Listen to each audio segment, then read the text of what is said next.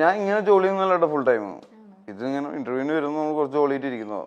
അല്ല ഞാനിപ്പോ രാവിലെ വന്നപ്പോ തൊട്ടേ ചേട്ടന്റെ ആ ഒരു ഇത് കണ്ടപ്പോ എന്റെ ടെൻഷൻ കുറച്ച് മാറിയത്. വട്ടാന്ന് മനസ്സിലായില്ലേ? ഓക്കെ, ഒരു ആക്ടറിന് വേണ്ട ക്വാളിറ്റീസ് എന്തൊക്കെയാണ്? അത്യാവശ്യം നല്ല പ്രാന്ത്.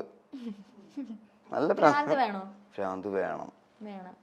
പ്രാന്തുള്ളവനെ ഒരു ഇപ്പൊ നാണം പാടില്ല. നാണം തന്നെയാണ് നമ്മൾ ഓവർകം ചെയ്യേണ്ടത് എപ്പോഴും. കാരണം അതാണല്ലോ എല്ലായിടത്തും പ്രശ്നം. നമുക്ക് ഇവിടെ ഒരു ശബ്ദമുണ്ടാക്കാൻ അല്ലെങ്കിൽ ഒരു ആക്ടിവിറ്റി ചെയ്യാൻ നമ്മൾ ഏറ്റവും ഇപ്പൊ ഒരു പെട്ടെന്നൊരു സദസ്സിലേക്ക് കയറി നമ്മൾ ഇതൊന്നും ചെയ്യില്ലല്ലോ. അപ്പോൾ നാണമില്ലായ്മ എന്ന് പറഞ്ഞു കഴിഞ്ഞാൽ മാനമില്ലായ്മയല്ല, അത് ഈ പറഞ്ഞ പോലെ സ്ഥലവുമായിട്ട് പരിചിതമാവണം നമ്മൾ എപ്പോഴും. ഒരു ആക്ടർ എവിടെ ചെന്നാലും അത് തൻ്റെ വീടാണെന്ന് വിചാരിക്കുക. മനസ്സിലായി? ബോക്സിങ് ഇപ്പം നമ്മുടെ ഫർഹാൻ അക്തറിന്റെ ബോക്സിംഗ് പടം കണ്ടിട്ടുണ്ടോ? കണ്ടിട്ടുണ്ടായിരുന്നു. തൂഫാൻ കണ്ടിരുന്നു. അതിലൊരു കോച്ച്, ബോക്സിംഗ് കോച്ച് പറയുന്നുണ്ട് ഫർഹാൻ അക്തറിന്റെ ബോക്സിംഗ് റിംഗ് കാണിച്ചിട്ട്, ദിസ് ഈസ് യുവർ ഹോം. ഇതിന്റെ മുക്കും മൂലയും നിനക്ക് വളരെയധികം പരിചിതമാണ്. മനസ്സിലായ? ഇരുട്ടത്ത് പോലും. അപ്പൊ നിനക്ക് ഈസി ആവും. അപ്പൊ നമ്മൾ ഒരു ആക്ടർ എവിടെ ചെന്നാലും അത് തൻ്റെ വീടാണ്, തൻ്റെ മുറിയാണെന്ന് ആ രീതിയിൽ റിലാക്സ്ഡ് ആവണം, കംഫർട്ട് ആവണം. അപ്പോഴേ നമുക്ക് പെർഫോം ചെയ്യാൻ പറ്റുള്ളൂ. അപ്പോൾ നമ്മൾ എന്താ ചെയ്യേണ്ടത്? അതിനെ കിളിപോയ അവസ്ഥയിലാവും. കിളിപോയ അവസ്ഥ എന്ന് പറയുന്നത് വളരെ മോശമായിട്ടുള്ളൊരു അവസ്ഥയല്ല. മനസ്സിലായ? അതായത് കിളിപോയ അവസ്ഥ എന്ന് പറഞ്ഞാൽ പ്രാന്താണല്ലോ, നേരത്തെ പറഞ്ഞ പോലെ. ആ പ്രാന്ത് അത്യാവശ്യത്തിന് ഉണ്ടായി കഴിഞ്ഞാൽ നമുക്ക് നാണം ഉണ്ടാവില്ല. നാണം മാറണം. അപ്പൊ ആ സ്ഥലവുമായി പരിചിതമാവണം. ആ സ്ഥലവുമായി പരിചിതമായി കഴിഞ്ഞാൽ നിനക്ക് അവിടെ സർക്കസ് കളിക്കാം.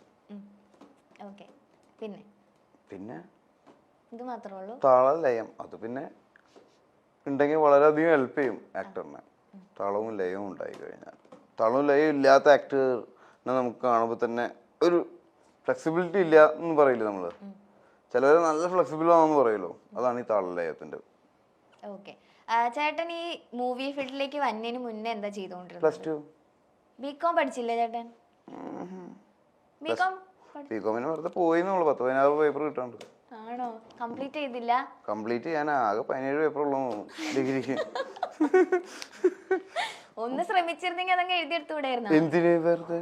വേണ്ട, എല്ലാവരും വെറുതെ ഡിഗ്രി പഠിക്കേണ്ട കാര്യമൊന്നുമില്ല. പ്ലസ് ടു വരെയാണ് ബേസിക് പഠനം. അതിനുശേഷം നമ്മൾ എന്താണോ ചെയ്ത് മുന്നോട്ട് പോകാൻ ആഗ്രഹിക്കുന്നത് അതാണ് പഠിക്കേണ്ടത്. പ്രൊഫഷണലായിട്ട് പ്രൊഫഷണൽ സ്റ്റഡീസ് എന്നാ പറയാ ഡിഗ്രീനെ, അല്ലേ? വെറുതെ എല്ലാവരും ഡിഗ്രി ചെയ്യണ്ടതല്ല. അപ്പൊ കോളേജിൽ പിന്നെ നേരെ സിനിമയിലേക്കാണ്? കോളേജിലല്ല, സ്കൂളിൽ നിന്ന് സിനിമയിലേക്ക് കയറി. അപ്പൊ ചേട്ടൻ പണ്ട് മുതലേ ഉണ്ടായിരുന്നു ഇങ്ങനെ അഭിനയിക്കണം എന്നുള്ളൊരു ആഗ്രഹം? പണ്ട് മുതലല്ലേ ആഗ്രഹങ്ങൾ ഉണ്ടാവുക എന്താവണം എന്നുള്ളത്. അല്ലാതെ ഡിഗ്രിക്ക് എത്തിയിട്ടല്ല ആഗ്രഹം ഉണ്ടാവേണ്ടത്. ഇന്ന് ഇവിടെ ഇങ്ങനെ ഇത്രയും വലിയൊരു ആക്ടറായിട്ട് എത്തി നിൽക്കും എന്നൊക്കെ. ഇത്ര വലിയ ആക്ടർ ചേട്ടൻ ഭയങ്കര നല്ല ആക്ടറാ. നിങ്ങൾക്കല്ലേ? എനിക്ക് അത്ര വലിയ ആക്ടറായിട്ട് തോന്നുന്നില്ല. ഇനി എങ്ങനത്തെ ക്യാരക്ടേഴ്സ് ചെയ്യണം? അങ്ങനെയില്ല, എല്ലാ ക്യാരക്ടേഴ്സും ചെയ്യണം. എല്ലാം ചെയ്യണം. ഓക്കെ. ചേട്ടന് അതായത് ഏറ്റവും ഇഷ്ടമുള്ള ഫുഡൊക്കെ എങ്ങനത്തെ? ഫുഡ് ഇത്ര ഇൻട്രസ്റ്റിംഗ് അല്ല. ഇഷ്ടമല്ല? എന്നാലും കൂടുതൽ കഴിക്കാൻ ഇഷ്ടമുള്ളത് എന്തൊക്കെയാ? കഴിക്കാൻ അധികം ഇഷ്ടമല്ല. ഫുഡ് ട്രിപ്പർ അല്ല.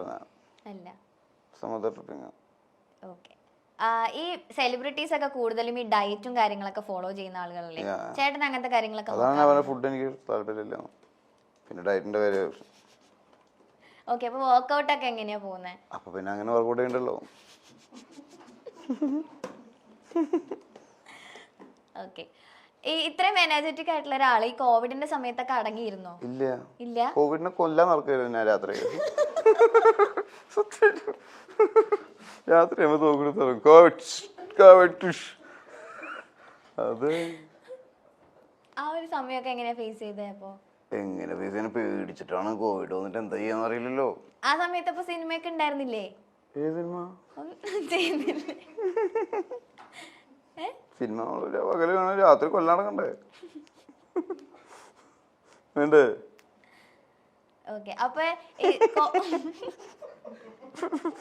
ഇതെന്ത് തലോണ പിടിച്ചിട്ട് കല്യാണത്തിന്?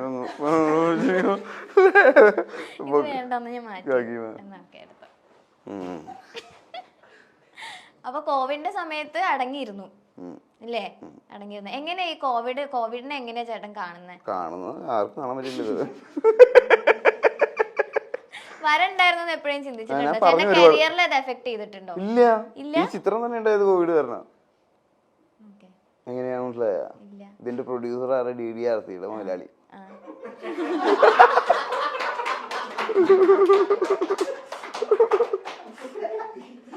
DDRC എന്താണെന്നറിയോ? എന്താണ്?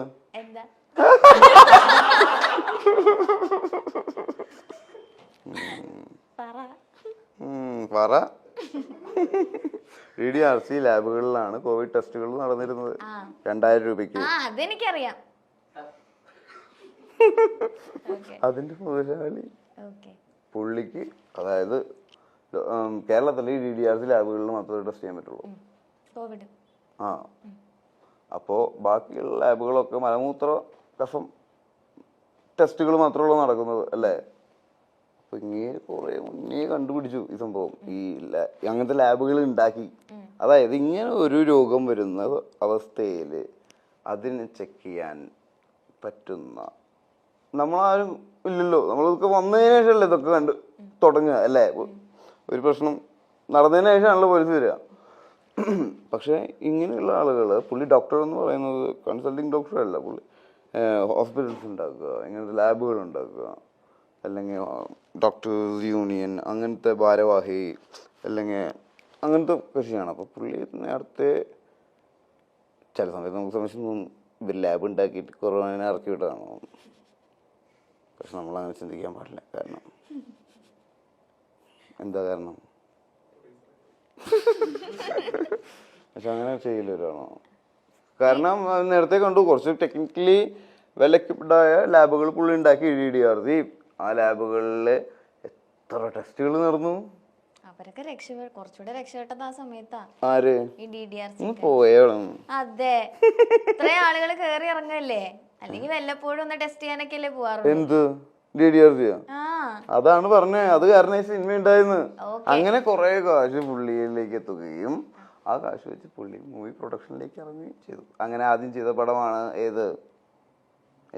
വിചിത്രം. അപ്പൊ കോവിഡിനെ നമസ്കാരം.